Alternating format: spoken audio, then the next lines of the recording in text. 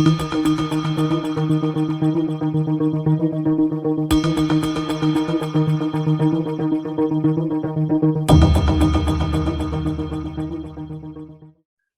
my name is Jeroen Roppe. I work as a spokesperson for Visit Brussels, which is the Brussels agency for tourism, cultural communication, and city marketing. As you probably know, Brussels is the most cosmopolitan city in Europe with the highest percentage of people of foreign origin. And we are not only the capital of Europe, but also strategically located. By train, it takes less than 2 hours to get from London, Paris, Amsterdam, and Cologne to the center of Brussels.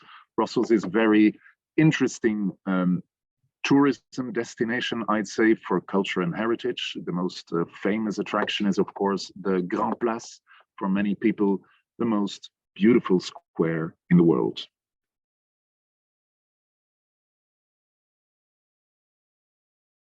I think in Brussels that is certainly the case. Every year there are more than 23,000 cultural events in Brussels, and so I think that explains that we have a very important cultural industry and a very important tourism industry that primarily evolves around heritage culture. So there are lots of people involved. There are a lot of jobs involved. 65,000 jobs in our city are directly linked to the presence of tourists. So it certainly is an important economic sector that has an enormous impact on the people who live here, yes.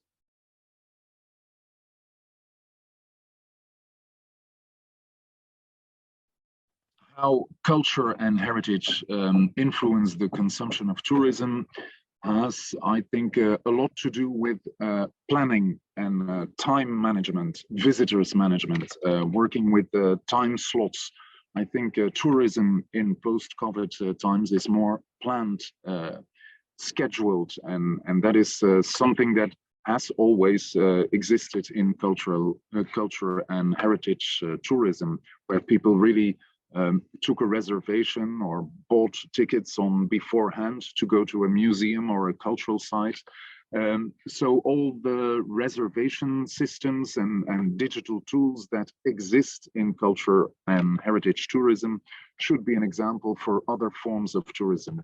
So digitalization was very important the last couple of years for a lot of people in the business, and also everything that has to do with the hygiene measures, distancing, respect for the premises, which is seen as something that goes without saying in culture and heritage tourism, may be an example for other kinds of tourism.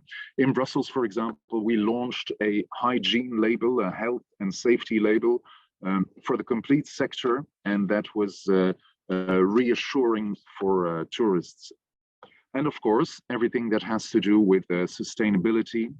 More and more tourists focus their trip around one theme that they want to explore. Instead of going for a shallow experience, more and more tourists prefer an in-depth experience. And that is something that culture and heritage tourism is very good at, of course.